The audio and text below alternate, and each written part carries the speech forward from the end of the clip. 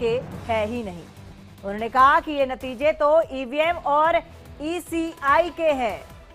तो ईवीएम पर एक बार फिर से हार का ठीकरा फोड़ते हुए विपक्षी दल और अब आदित्य ठाकरे मुखर होकर सामने आए हैं और कह रहे हैं कि लोकतंत्र की हत्या हो रही है, लोकतंत्र की हत्या की जा रही है। जनता के सम्मान में हम शपथ नहीं ले रहे हैं क्योंकि ये जो मैंडेट आया है ये जनता का नहीं है।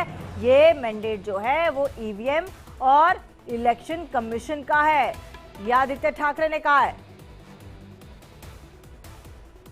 तो आदित्य ठाकरे का बीजेपी पर हमला। उन्होंने कहा कि ये जो जीत हुई है महायुति की, ये जनता की तरफ से जीते हुए नहीं है, ये जीत हुई है ईवीएम की और साथ ही साथ ये इलेक्शन कमीशन का मैंडेट है।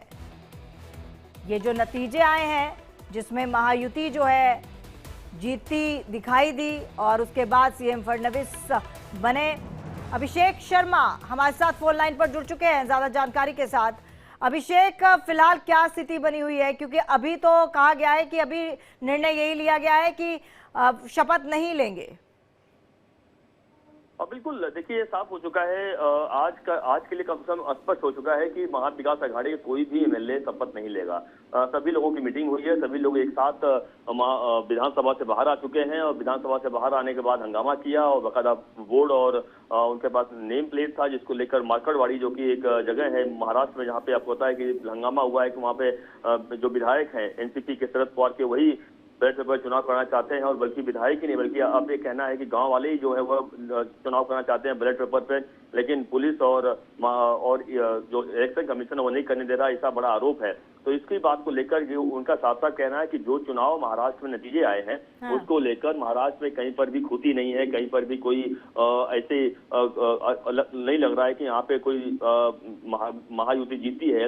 हर जगहों पर मातम छाया हुआ ऐसा आरोप है महाविकास अघाड़ी के नेताओं का। इसलिए लगता है नहीं कि सही जीत हुई है और यही कारण है कि वो नहीं चाहते कि अभी शपथ लें। आज के दिन वो बहिष्कार कर रहे हैं। अब देखना यह होगा कि देखिए इस वक्त उद्धव ठाकरे से मिलने पहुंचे हुए हैं महाविकास अघाड़ी के नेता जो कि नाना पाटोले और जितेंद्र आव्हाड और आदित्य ठाकरे को तीनों पार्टियों के नेता विधानसभा में जिनको नेता चुना गया है, तीनों पार्टी के इस वक्त उद्धव ठाकरे से मुलाकात कर रहे हैं। इसके बाद शरद पवार से मुलाकात होगी। माना जा रहा है कि कुछ इसमें फल निकलेगा या फिर हो सकता है कि शपथ इस सेशन में कम से कम ना लें लोग, इस बात की इनकी रणनीति हो सकती है क्योंकि कल का दिन ही है, कल तक शपथ लेना पड़ेगा इन्हें। कल शपथ नहीं लेते हैं तो अगले दिन यानी सोमवार को शपथ नहीं ले सकते हैं क्योंकि उस दिन स्पीकर का चुनाव होगा और उस दिन किसी भी कार्रवाई में सम्मिलित नहीं हो सकते हैं, ना ही कोई वोटिंग कर सकते हैं।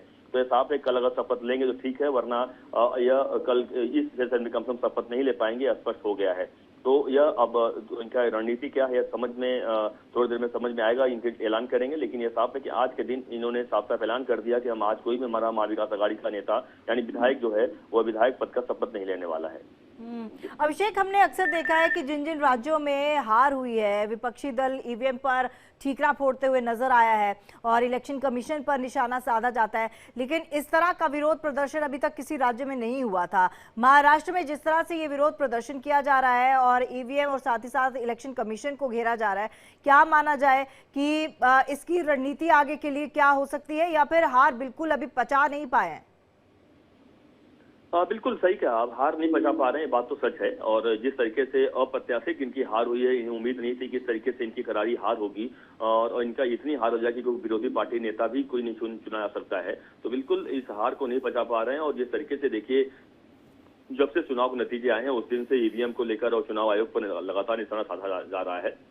लेकिन अब क्योंकि इसमें अब एंट्री हो गई है महाराष्ट्र की कुछ पब्लिक यानी कुछ जनता है जहां पर कुछ इलाकों में लगातार विरोध कर रही है। जैसे मार्केटवाड़ी की मैं बात कर रहा हूं, उस जगह पर यहाँ पर लगातार बड़े पैमाने पर हंगामा किया जा रहा है। जो गांव वाले हैं वो लगातार इस बात पर दबाव डाल रहे हैं कि हम बैलेट पेपर में चुनाव कराना चाहते हैं और हम देना चाहते हैं वोट, की देखते हैं किसको कितना वोट गया है। और इस बात पर आरोप लगा रहे हैं कि आखिरकार कैसे इतना वोट गया। तो कहीं न कहीं पब्लिक को जोड़कर यह हंगामा किया जा रहा है और इसी मार्केटवाड़ी को एक बकायदा एक अलग जगह देने का प्रयास किया जा रहा है कि इसी बहाने महाविकास अघाड़ी राजनीति करेगी, पूरे देश भर में यूएनडी अलायंस राजनीति करेगी कह सकते हैं। इस जगह पर जो जानकारी मिल रही है कल हो सकता है कि राहुल गांधी और शरद पवार दोनों पहुंच सकते हैं और बड़ा हंगामा हो सकता है। तो जाहिर सी बात है कि ईवीएम को लेकर चुनाव आयोग के तमाम चीजों को लेकर बड़ा आरोप लगा रहे हैं। हालांकि सभी को पता है कि ईवीएम में कोई घोटाला नहीं हो सकता है, सभी को पता है, सुप्रीम कोर्ट ने साफ साफ कह दिया है। लेकिन बावजूद इसके जो महाविकास आघाड़ी के नेता है वो मानने को तैयार नहीं है। लेकिन अभिषेक आगे किस ओर जाएगा, क्योंकि ऐसे तो एक कहा जा सकता है कि एक अच्छा उदाहरण तो पेश नहीं किया जा रहा।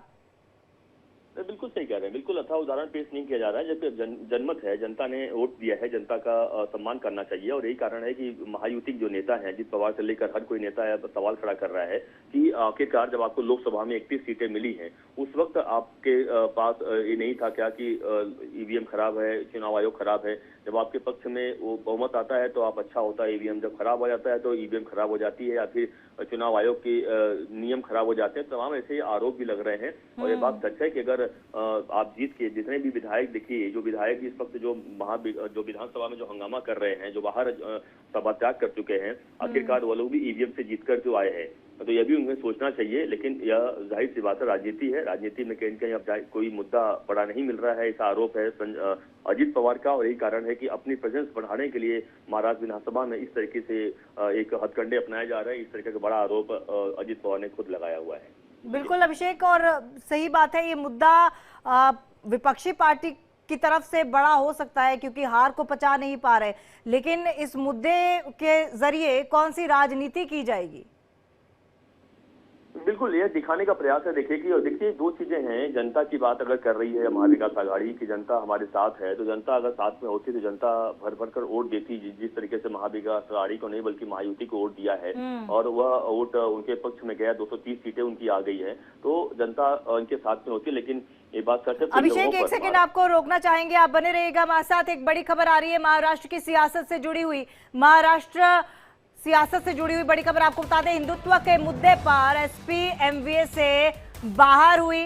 अबू आजमी ने विधानसभा में शपथ ले ली है, एमवीए के विरोध में जाकर शपथ ली है। तो ये बड़ी खबर आ रही है, एमवीए के विरोध में जाकर अबू आजमी ने विधानसभा में शपथ ले ली है।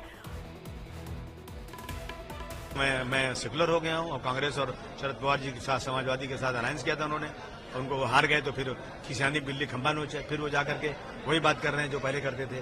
मैं समझता हूं कि फिर ये महाविकास आघाड़ी जो है वो चल नहीं पाएगी अगर ऐसा होगा तो। अभिषेक हमारे साथ फोन लाइन पर जुड़ चुके हैं। अभिषेक, अबू आजमी का बयान कि महाविकास आघाड़ी चल नहीं पाएगी अगर ऐसा हुआ तो?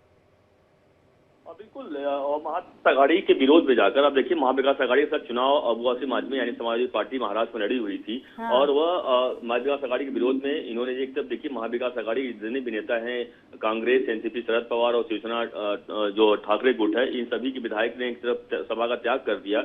वहीं अबू आसिम आजमी और उनके दूसरे विधायक जो चुनकर आए, उन दोनों ने शपथ ले ली। तो साफ समझ में आता है कि किस तरीके से महाविकास आघाड़ी में फूट पड़ चुकी है। और बड़ा आरोप लगा रहे हैं अबू आसिम आजमी, आरोप यह लगा रहे हैं कि कल ही जब बाबरी मस्जिद का जो विध्वंस का जब कल बरसी जो कहा जाता है जब था, कल के दिन 6 दिसंबर को किया गया था, उस दौरान मिलिंद नार्वेकर जो कि शिवसेना उद्धव ठाकरे गुट के नेता हैं, उनकी तरफ से एक सोशल मीडिया पर एक फोटो पोस्ट किया गया था जिसमें लिखा गया था, जिन लोगों ने मस्जिद तोड़ा है उस पर मुझे गर्व है। तो इसको लेकर ही निशाना साधा है अबू आसिम आजमी ने कि आखिरकार यह हिंदुत्व को लेकर अगर आगे बढ़ रहे हैं और हमें हमेशा हमारे घाव कुछ हरे करने का काम किया जा रहा है तो गलत है और इसको हम बर्दाश्त नहीं करेंगे। और बाबरी मस्जिद के नाम पर हमें हमेशा कहीं कहीं परेशान किया जाता है। इस तरीके के बात अबू आसिम आजमी ने कहते हुए हिंदुत्व के नाम पर उन्होंने महाराष्ट्र में उन्होंने साफ साफ ऐलान कर दिया कि हम महाविकास आघाड़ी से अलग होते हैं। हालांकि इस मामले पर अंतिम फैसला आपको पता है